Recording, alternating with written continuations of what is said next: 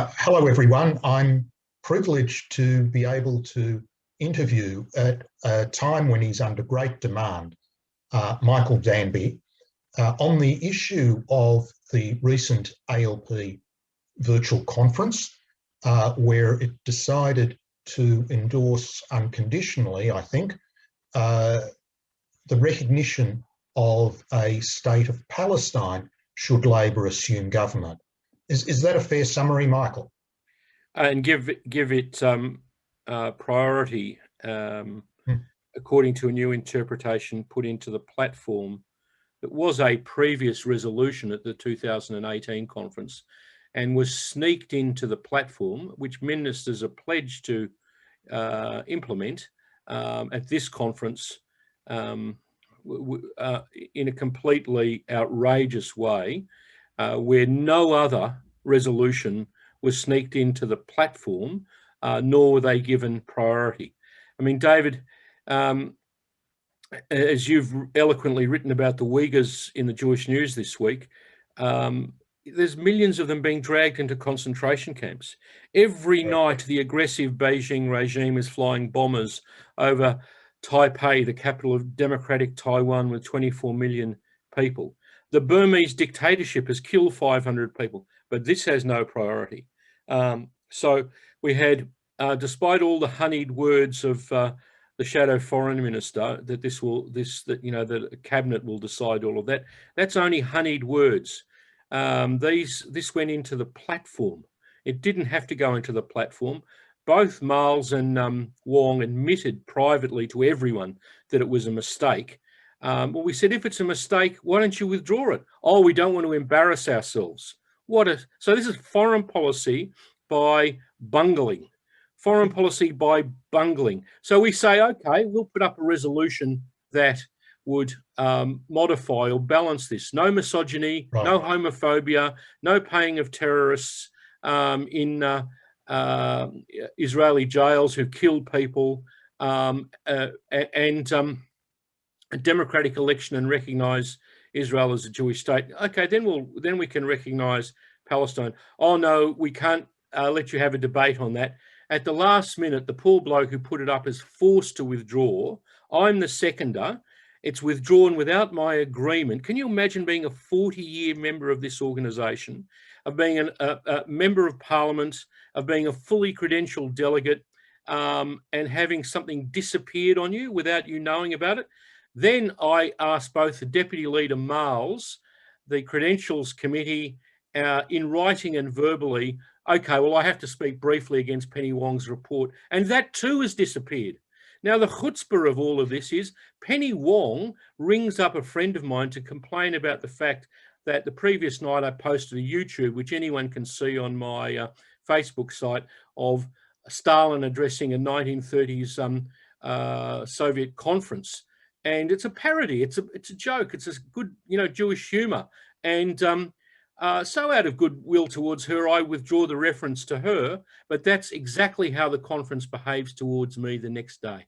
Exactly. So Stalin style. You were effectively gagged then. You couldn't put in your contribution. Even though I'd followed all the rules and under their Standing Order 6A, if anyone is allowed to oppose a motion that the conference has accepted. Instead, we have, Stalin style, all delegates vote unanimously for the party presidium. I mean, what a farce, what a sham, what a bunch of infantile people, because, a democratic debate never hurt anyone. I was quite happy to lose, as long as we had the honour of putting up our position. But no, it wasn't to be. Now, did the Australian Jewish community representatives have any meaningful input in this process? Too little, too late. 2 weeks ago, unfortunately, the ECAJ had a front page of the Jewish News, which basically gave the green light to Deputy Leader Miles and some of his interlocutors that everything was okay, that there was, as said on the front page of the Jewish News, absolutely falsely and perhaps absolutely dumbly, that this is no change. There is a change to the platform. To the adults, Miles and Wong admitted that there was a change to the platform and it was done by mistake. So the adults know that this is a change, but unfortunately it gave them the impression that this was okay. Now, when the executive director of the ECAJ, Wertheim, discovered that his name and Jeremy Liebler's name had been used in a Zoom to the unionists, mainly non-Jewish, and me and Senator Kitching, who were fighting for the pro-Israel position, when he discovered that, he wrote an email to Richard Miles saying, "I haven't spoken to you for 18 months. It's absolutely untrue that me and Liebler agreed to this change to the platform, and we support the Labor Israel Action Committee, Danby, Kitching, and others, and Mike Kelly's position calling for the modification of this thing." So, but it was too little, too late. They should have done it 2 weeks before that. They should have made it clear to people. You know, I know how Leonardus felt standing at the pass with, you know, back in Sparta, all of the people are arguing and not comprehending what's going on. I mean, it's just weak.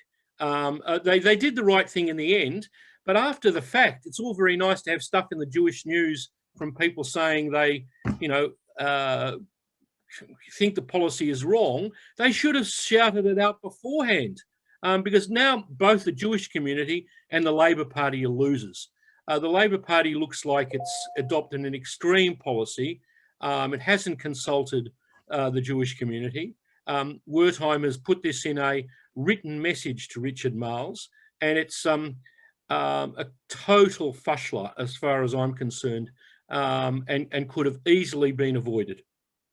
That's a great shame, and it does create the impression that the Australian Labor Party has taken a couple of steps in the Corbyn direction by singling out Israel, you know, giving it the priority as the only foreign policy crisis that's on the planet at the moment. It's not a priority. Israel has gone from strength to strength. As a former ambassador to Israel said to me, "You guys live in a cloud cuckoo land over there in Australia."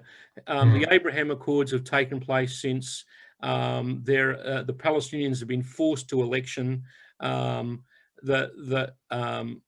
know, as we know in the context of history, our friends in the Chabad, David, would say the Jewish people have existed for thousands of years. Sure. These people are burrs in our saddle. No one will remember them tomorrow. And, you know, I just wish Penny Wong had given me the same kind of virtue signalling fair treatment that she gave to a socialist left delegate who insisted that she put a resolution of the 2018 conference into the platform.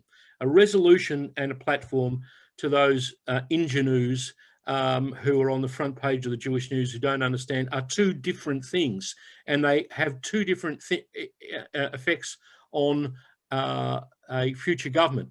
Now, people say that you know, they won't get into government, but you know, it's always good to have two political parties that have two good policies. We've been able to move them. In fact, I've helped save their reputation along with Kimberly Kitching on China. We passed resolutions on the Uyghurs, on the South China Sea, on Taiwan, on Tibet, on Hong Kong. Bob Carr and the Beijing embassy are going to be very upset with those. But you know, it just shows you that good things could be done. I wish the community had spoken up earlier and harder. Oh, for the days of Izzy Liebler. No, never did I think I would be saying that. Wow. Okay. Well, look, thank you so much. And you're speaking out now. We will also, and we're going to particularly take a point that you cannot, in any conscience, endorse, authorise, approve a regime that is involved in giving money to terrorists, that's inciting hatred, that's teaching children anti-Semitism. There are other pathways to peace, as we've seen with the UAE and Bahrain, etc. So we're going to be pushing that very hard, Michael. Very good, David. Before I go, I just want to end with two things. One, if people want to see the short 2-minute speech that I would have given, it's in J-Wire under censored speech. We've got a report of this whole thing, and thanks, Henry Benjamin, that it's there at the end. Unfortunately, the Jewish News didn't use it, although they used some of my other remarks, including for the headline, "This is a day that shall live in infamy," to quote the great man.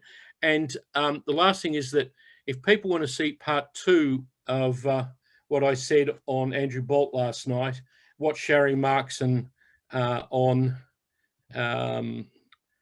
Sunday night at 6. You've had a bit of a preview with you now, but there's more to come. Okay, well, Sharry Markson is very good. We've also dealt with Kimberly Kitching, and she's very solid as well. And Michael Danby, all strength to you, and I hope that you can bring some influence to bear. Well, you know, Leonardus had some good people standing behind him back in Sparta, and you're one of them. Congratulations on your stance on the Uyghurs. Thank you so much. Thank you. Bye.